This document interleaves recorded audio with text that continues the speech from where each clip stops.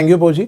Students, यहाँ पे we are going to talk upon the case of kinetic energy increment और kinetic energy variation. जब भी kinetic energy किसी गिवन सिस्टम में चेंज हो रही होती है टाइम के साथ, इसका मतलब उस बॉडी की वेलोसिटी भी टाइम के साथ वेरी करे और expression directly we get. Have a look on the situation. कई तरह के सिचुएशन में ऐसे क्वेश्चंस पूछे जा सकते हैं। It says at time t equal to 0 particle starts moving along the x-axis and the kinetic energy increases uniformly with time t. So we are required to calculate the net force acting on it, the proportional relation we need to calculate. So here in solution you can say the kinetic energy is equals to Ct because it is uniformly increasing with time. Uniformly means it is a direct proportional relation. So we can write it half mv square is equals to Ct. The speed we are getting is root of 2c by m into t. As we have got the speed directly, आप acceleration निकाल सकते हैं which is dv by dt. तो particle acceleration this is under the root. So this root 2c by m and differentiation of root t is 1 by 2 root t. So acceleration we are getting is root of c by 2 mt. So as acceleration is inversely proportional to time, तो question में ही पूछ रहा है net force on it. So force can also be written as inversely proportional to root t क्योंकि force is simply m into a. So acceleration का जो relation है time के साथ वही force का relation होगा, तो that's the direct result for this question we can deduce. तो आप process को दिमाग में रखिए, हर तरह के cases आप directly handle कर सकते हैं। थैंक यू पोजी। स्टूडेंट, सिमिलर केस हम पहले भी कवर कर चुके हैं। इसी केस को वापस से ले रहा हूँ because slightly in different format, वो न्यूमेरिकल फॉर्मेट था, यहाँ एक्सप्रेशनल फॉर्मेट है। It says a bullet loses 1 by nth of its velocity passing through one plank. It is asking the number of such planks that are required to stop the bullet. हमने किया था एक target में जब कोई bullet penetrate करती है तो एक पर्टिकुलर डिस्टेंस में उसकी वेलोसिटी हाफ हो जाती है, तो कितनी डिस्टेंस और चल के वो रुकेगी। यहाँ पे in terms of number of planks it is saying, that's why we are reconsidering the case. Now if there is a plank जिसकी हम ये मानते हैं कि थिकनेस x है और जब बुलेट इसके अंदर एंटर होगी तो यहाँ पे रेजिस्टिव फोर्स लगेगा Fr और स्पीड अगर इसकी v गिवन है तो जब ये बाहर निकलता है तो इसकी स्पीड ये कह रहा है bullet loses 1 by nth of its velocity. तो यहाँ पे v minus v by n हो जाती है velocity, means 1 by nth of velocity it is lost. So finally जो वेलोसिटी बचेगी वो v minus v by n बचेगी. Now in this case we can again write in the situation using work energy theorem for one plank. अगर एक plank के लिए आप देखें तो initial kinetic energy is half M V square minus, अगर इसका डिस्टेंस x है तो minus F R X is the work done due to the resistive force of plank जो इसने अपोज किया। Finally it comes out with half M V square multiplied by 1 minus 1 by n whole square. This is the final speed with which it is coming out, उसका square लिया हमने। So this is our first equation. This gives you the value of Fr. Question asking how many number of such planks are required to stop the bullet. तो अगर यहाँ पे मान लीजिए इस तरह के हम मल्टीपल प्लैंक्स लगा लेते हैं सच दैट की इनिशियल स्पीड बुलेट की v है और फाइनल स्पीड जब ये बुलेट निकलती है v फाइनल 0 हो जाती है। सो ये डिस्टेंस हो जाएगी nx if there are n planks. This is 1 2 3 up to there are n planks. एक प्लैंक का थिकनेस हमने x माना तो टोटल जो डिस्टेंस ट्रेवल करेगी बुलेट वो nx होगी और हर प्लैंक में क्योंकि आइडेंटिकल प्लैंक्स हैं तो रेजिस्टिव फोर्स सेम रहेगा। तो यहाँ पे अगर अपन वर्क एनर्जी थ्योरम लगाते हैं using work energy theorem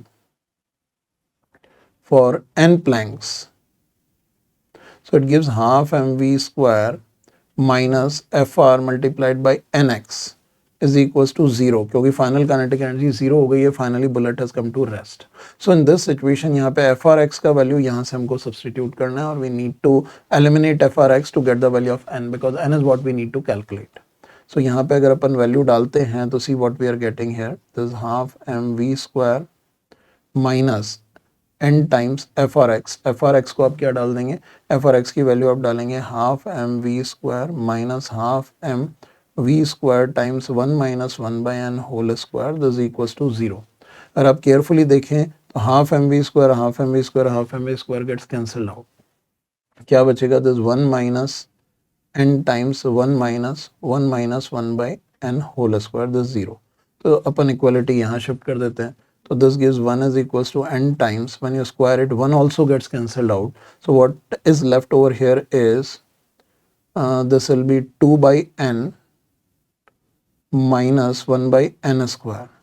so यहाँ से n का वैल्यू आ जाता है, if you take the LCM n square तो this gives n square divided by 2n minus 1, this the value of number of planks we are getting. So it is a fundamental calculation, कोई critical नहीं है, simple है, but patiently आपको values निकालनी है, अपने आप रिजल्ट निकल के आ जाता है।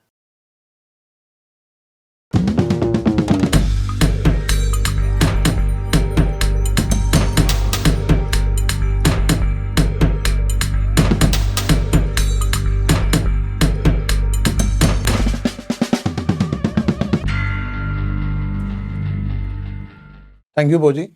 This is the case of work energy with FX graph. Basic level पे ये सारी चीज़ें आप अपने 9th-10th स्टैंडर्ड में बहुत अच्छे से कवर कर चुके हैं कि जब भी आपके पास फोर्स डिस्प्लेसमेंट ग्राफ होता है तो उसका एरिया हमेशा वर्क की कैलकुलेशन देता है। That's what we need to do. तो सिंपल है, बट केस दिमाग में रखना है ताकि हमारी केस नोटबुक में सारे क्रिटिकल और इंपॉर्टेंट केसेज आ जाए। So just make it complete. It's is a force F I cap on a particle of mass 2 kilogram moving along the x-axis given as shown in the figure with the position x.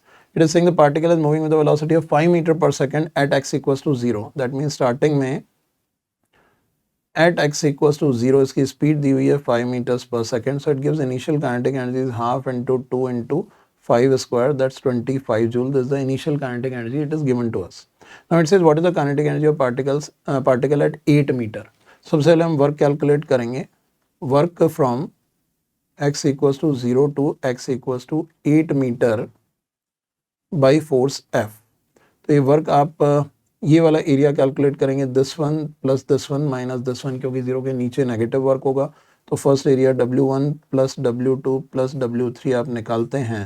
So W1 हमारे पास आता है area of this triangle which is half multiplied by 2 into 2 plus this is a trapezium, this is negative of sum of parallel sides if we see. So this will be 1, 2, 3 plus 1, 4, or this 1, so this half into 4 into 1 plus W3 if we calculate. So this is the area of this triangle which is half multiplied by height is 3 and this is also 3, half into 3 into 3. So this comes out to be 2 minus 2 plus this is 4.5. So this comes out to be 4.5 joule. This is the work done by this force. Area से calculate किया. Initial kinetic energy 25 है, the final kinetic energy is initial kinetic energy plus work done on it. That is 29.5 joule. That was what we need to calculate in this case. आप बस careful रहिए, calculation error मत होने दीजिए। Question में कभी marks किसी भी तरीके से डिडक्ट नहीं होंगे। Thank you बोजी। ग्राफ का एक और केस यहाँ पे आपके सामने है where we need to calculate the work by using VT graph. यहाँ पे वेलोसिटी टाइम ग्राफ क्वेश्चन में गिवन है which is a linear curve where with time velocity is decreasing, means kinetic energy यहाँ डिक्रीज हो रही है। It is saying velocity time graph is shown for a 10 kg body in this figure and it is asking work done on the body in first 2 seconds of motion. मतलब t equal to 0 to t equals to 2 second we need to analyze this case. So अगर हम देखते हैं तो velocity का function आप यहाँ पे डायरेक्टली लिख सकते हैं v is mt plus c where slope of the straight line is -5, तो v is equals to -5 t plus intercept on y axis is 50, this meters per second. This is the velocity as a function of time। हमने line की equation लिख ली। Now first 2 second में अगर देखें t equal to 0 तो directly दिख रहा है velocity is v1 is 50 meters पर सेकेंड, और at t equals to 2 second देखेंगे तो वेलोसिटी v2 आ जाता है। इफ यू पुट t2 तो दिस 50 माइनस 10 दिस 40 मीटर्स पर second. So speed is decreasing, kinetic energy is decreasing, that means work done on body is negative. So work done can be simply written as change in kinetic energy half m multiplied by v2 square minus v1 square. This is what we need to calculate. Mass is 10 kg, v2 square is 1600 minus here v1 square is 2500. So if we calculate, this gives us 5 multiplied by this value is minus 900. So this comes out to be minus 4500 joule. That's the answer to this question. So directly इसी speed से आपको examination hall में अपनी thought process build करनी है कि आप question करें।